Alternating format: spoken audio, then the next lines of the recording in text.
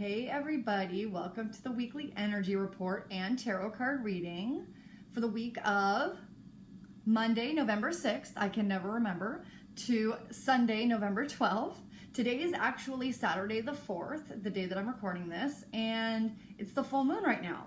So all of the feelings and all of the water, a lot of water feeling things going on. Water represents emotions, so we're really tapping into like the deep emotional well of just feeling everything really for the whole world. Remember, this is about the collective right now. Last week's report was really intense. The intensity remains and it keeps going, but it's not as caustic. Or it's still heavy and dense because, you know, right now we're at a full moon in Taurus. Taurus is an earth sign. It's very grounded and it's fixed. So the sign of Taurus, if you know any Tauruses, their energy is very fixed. They like to be at home. They like to go slower. They're more grounded. Their decisions take longer. They're kind of more, they would rather sit at home, and if they take a week off, it's like, let's go somewhere comfortable and where it's like certainty and this comfort zone, right? And everything kind of goes a little bit slower for the Tauruses. And the Taurian energy is also the same. It's kind of this thing. At the same time, since it's a full moon, which goes with the tides and with water, it's very emotional as well. So we have the emotional side as well as being grounded. So it's actually a good mixture because Taurus is earth, so it's like grounded, and water is very like watery and emotional. So it's kind of like there's still some groundedness in that energy. I pulled a little differently because of the full moon. So I pulled 2 cards for the full moon, and then I pulled 2 cards for this week's energy. I should also say that the full moon, I'm recording this on Saturday, November 4th. The full moon peaked. It was at its highest and fullest on Saturday morning at around 1:22 Eastern Standard Time, or Eastern EDT. And so it has already peaked, but a full moon I usually take 1 or 2 days before it and 1 or 2 days after it, and kind of like that's where the energy sits. These cards are still pertinent if you're watching this on Sunday or Monday. It's just that they might have been more intense on Saturday morning, Friday night, okay? But a lot of people are celebrating the full moon and doing like rituals tonight, Saturday night. I may be going on a full moon hike with some sisters of mine, so who knows? We'll see. So the first card I pulled for the full moon is very on point, and it is the Tsunami card. This is from my Earth Magic deck because, you know, it's a Taurus full moon, and it's also, you know, just this earthy energy. So I was like, I wonder what the Earth Magic deck has to say about the full moon. So there's a full moon in this picture, and there's a tsunami, which is like, you know, the moon rules the tides. So it's like I always think of the moon and the tides as a pendulum, like the moon's up here and the tides are up here. It's kind of like they're like working together, and they have that balance there. And but look at the words underneath. Wake up call. Wake up call. I don't know about you guys, but when I saw the words wake up call, I felt a oof right to my gut, which was like, yeah, I'm feeling that. I'm feeling that there's a big wake up call collectively going on, not just about like collective world issues or anything, but just in our individual lives. We're waking up in a different way collectively. Like we're just waking up to different truths about ourselves, different truths about the world. For instance, the full moon is in 20 degrees Taurus right now, and in my natal chart, which is my fixed, which is where all of the planets and all of the celestial bodies were at my exact second of birth. So if I look at my natal chart and look at the 20th degree of Taurus, it's in the 10th house of my natal chart. The 10th house is about public reputation, it's about career, and it's about status. So when I looked that up, it was saying that the moon going over that house of mine is about my career.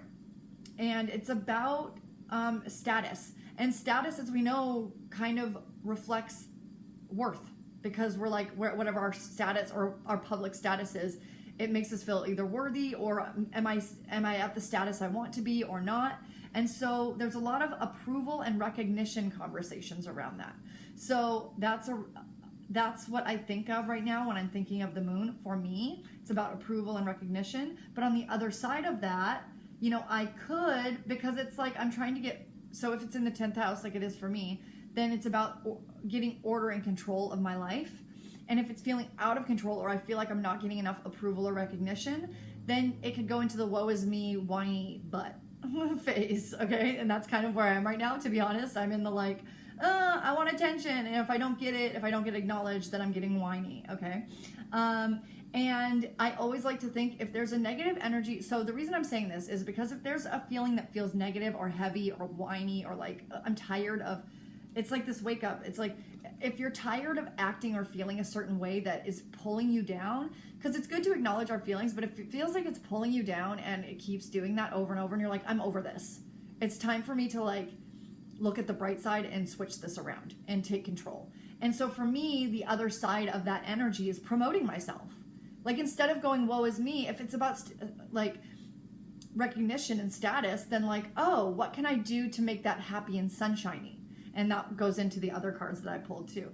In order to feel sunshiny and happy, the opposite of like feeling woe is me about not getting the recognition or acknowledgement I want is to promote myself. To say, hey, I'm here and I'm sunny and I'm happy and I'm here to help people. Would you like to talk? Do you want to have a discovery session? Do you want to do you want a tarot card reading? You know? And so it's about like taking the energy that you have in your body, and instead of saying, okay, I could use it this way, which is what I've been using it for, or instead I could use it in this positive way. So this is about that wake up call of switching that energy. I'm going to read not the whole description in the book, but just part of it. So, you know, a tsunami basically occurs when it's like something happens, like a earthquake or volcano, and the tides, the water comes pulling back because of the shifts in the earth. And it pulls back and then it comes forward, right? So that's what's happening. It's like everything, it's kind of like, it made me think, I just got like an image from my spirit guides of a slingshot. It's like you've been working this whole time just pulling back the slingshot. Pressure has been rising, pressure has been building, and it's like, when are you going to let go? Or when is something going to happen really bad that forces you to let go? So it's like, do you want to have control over that and do it yourself? Or do you want it to happen on its own and not be prepared for it? So this is kind of like wake up call, prepare for the tsunami before it happens. And what it says in the book is about getting to higher ground. Instead of waiting or not knowing or feeling that pressure of like pulling back, it's like, get to higher ground. Think about how to switch this energy into something more productive in order to save yourself a little, you know what I mean, from the tsunami. So this says you are getting a wake-up call. It may be in the form of a significant loss or other dramatic event in your life, typically one that you were not prepared for. You may feel stunned at first, surprised by the unexpected events that are occurring. Yet you also know that it's time to draw back the curtain of avoidance and denial, like I was just talking about, and confront the truth that exists in the subtext of this event. You are experiencing a real-life drama, so there is no need to amplify it any more than it already is. Often, when you look back after something like this has happened, you can recall signs that foreshadowed it. There may have been obvious clues that you ignored or omens that were so subtle that they were easy to dismiss as imaginings of the mind rather than the voice of your instinct. There are many anecdotes about animals operating purely on instinct, picking up on clues and naturally seeking higher ground, like I was saying, before an approaching tsunami reaches the land. To negotiate this wake-up call, so negotiate it beforehand, before the shit hits the fan, okay? Listen closely to your instincts. So it's important that you take this moon, which is about feelings, and listen to the feelings and your instincts, because that's what the moon's about. I mean, think about a wolf howling at the full moon. That's like full instincts of just being the wolf. It's not caring about what other people think of it or what's going on in its life. It's just saying, I'm a wolf and that's the moon and I'm feeling this energy. Okay, so it's about instincts. So to negotiate this wake-up call, listen closely to your instincts while at the same time seeking the higher ground of spiritual truth. So in a real tsunami, you would seek actual higher ground, but in this wake up call of emotions, you want to go within, which is perfect for the full moon. The moon is all about going within and introspective, seeking the higher ground of spiritual truth inside of you in order to kind of get around any of those things happening, okay? The card I pulled with this is the 9 of Wands. So this person, like, it's this perfect that it goes with this card, that it goes with tsunami, because he's like, it's almost like he's looking at the impending wave. Oh my God, this is so real. He's like looking at the impending wave about to crash into him. He's not moving. He's just standing there. He's just looking at it. He's like paranoid. He's got that looking over his shoulder kind of vibe going on. He's got like this thing around his head so it looks like he's fallen and knocked his head open or something. He's just looking like just uncomfortable, paranoid, not sure what to do. It's like there's another energy going on right now of like not being able to make decisions or not knowing what to do. And so this is where that comes into, that's why I was saying go introspective. So when you don't know what to do or you have decisions that you're like, I just don't know, just do something, anything, one small first step, anything. Dance to a song, get your body moving, okay? When you get your body moving, your energy can rise up. Take a bath, move, take a walk, even a small walk around your block that takes 10 minutes, just anything, right? Get outside of your head. Because this guy's way too inside of his head, but at the same time, it's like he's just waiting for the impending wake-up call. He's not doing anything about it. So yes, you get to acknowledge I'm in this space, but then it's also like, okay, well, let's switch this energy around a little bit, okay? This is a 9 card, which is like the steps, the few uncomfortable. 9 is like the few uncomfortable steps before completion, which is 10. So the full moon is about completion because it's a full, complete moon, right? So as you're going into this feeling like this uncomfortable thing, know that it's going toward completion. You're almost there. So stay the course, stay the course. I posted something on my Air Inspirational Facebook page about this. Read it. It's about staying the course. It's one of the things that I thought was really interesting about it was that it said like, when you set an intention for, say, a soulmate to come into your life, the universe is going to send you someone that's almost like that person, but not. And it's a test to say, like, are you just going to settle on that person? Or are you going to say, no, I'm waiting for the right one, right? And then the universe goes, test passed. Here's the right one. Do you know what I mean? Like, it's just those things. It's like just going on instinct and trusting your gut, trusting what you know is right, staying the course, doing just little steps, you know, to get to that next step. Now, the cards that I pulled in the tarot card for the energy for this entire week are beautiful and amazing. Beautiful and amazing. The Sun and the Chariot. These are 2 of my favorite cards in the tarot, and I think it's really cool that they are both major arcana cards. So the major arcana, like I talk about often because almost every time I do these readings, I get 1 or 2 of these cards, is the first 22 cards in the 78 card deck of tarot. So tarot has 78 cards, and in the first 22, it is the Fool's Journey from the soul dropping into the human being all the way to completion, right? So it's just one soul's journey. So this is a lot of big energy, because sometimes I'll just pull the minor cards, the minor arcana cards, and those are a little bit like those are more smaller picture things, like almost like if you think about a path that's little like stone stepways. It's like that, those little stone stepways. These are both major cards, which are about major life lessons, major life things happening. Now let's break it down into each thing. This, as you can tell, is about joy. Joy, joy, joy. Joy in the path, deciding joy. This is about making a decision and an intention. What do you really want? Do you want to live every day going worry, worry, worry? Or do you want to live every day going joy, joy, joy? It doesn't matter what happens, I'm still in a state of joy. So this is about choosing joy, because there's always a choice for joy. There's always a place. You can always find it, even in the most tragic of circumstances. You get to find joy. So this is about finding that joy, okay? And the card it comes in with is a beautiful card. This is about going, going, going, going. This is like the chariot, the winner of the race, the going forward, the getting things done. There are some people that don't like this card because this speaks of doing the work.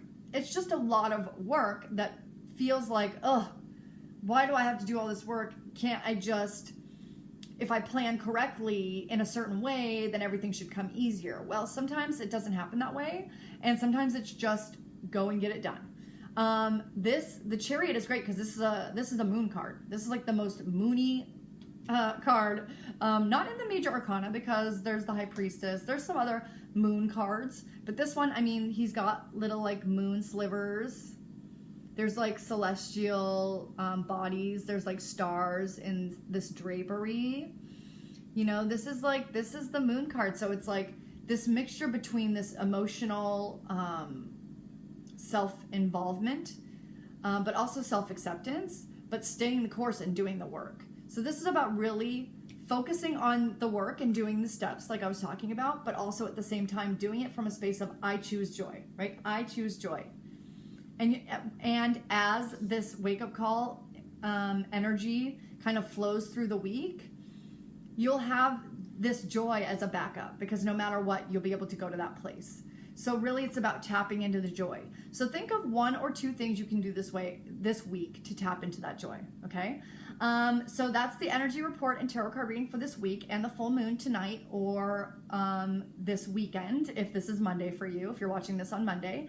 I'm coming up with a new program, you guys. It's a pilot program, so it will be a cheaper introductory rate. I haven't decided on the rate yet, but I'm thinking of, it's gonna be a group of about 6 to 10, and I'm focusing on family members or loved ones of people who are suffering with addiction. So there are a lot of people, basically everyone you know, and yourself, who knows someone or has dealt with someone that has dealt with addiction. This doesn't just have to be drug or alcohol addiction. And so this is going to be a program, a group program, where it's about group support and accountability, holding each other in a safe and comfortable space. And really, it's not really about pushing each other. It's just about holding each other accountable for what we want to create in our lives and making our lives about us, okay? I'm going to do a video about this later on Facebook, a live video about how when we send pity or worry to a person, especially an addict, it tells them, we don't trust you to make your own decisions, so we have to worry for you. So I'm going to talk more about that pilot program in another live video, and I will update in the email I send with this video about what time and date that will be. And I'm really excited to get that started. And so yeah, that's coming up. So if you're interested, please respond to this email and let me know you're interested, and I'll add you to the list. Okay, have a great week. Deal with this wake-up call, right? With joy. Joy, joy, joy. Choose joy. Okay, I love you guys so much. Have the best week ever. Bye.